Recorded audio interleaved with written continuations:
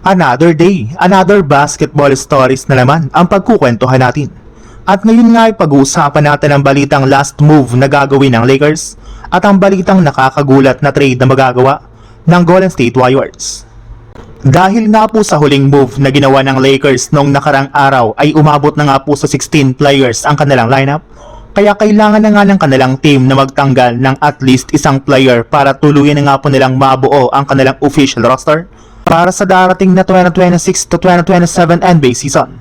Pero kung ang ilang mga fans nga po ang tatanungin, mas gusto nga po nilang gumawa pa sila ng isa o dalawang move.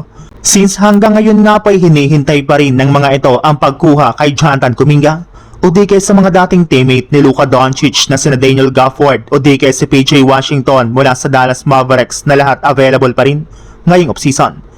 Ngunit ayon nga po kay Luka Doncic, ito na nga po mismo ang nagsabi na wala na nga po siyang balak na gustong kunin na bagong player. Kontento na naman nga po siya sa kasalukuyang lineup ng Lakers na ipangsasabak next year.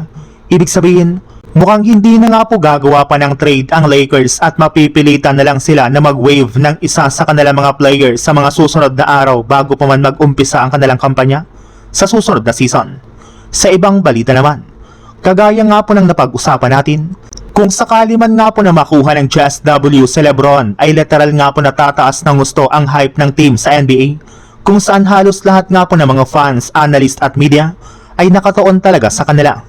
Dahil nga po dyan ay expected nga po na tiba-tiba at lalaki ang kita ng Just W next season, magkakaroon na rin nga po ng napakalaking impact sa LeBron sa competitiveness ng Just W sa Western Conference.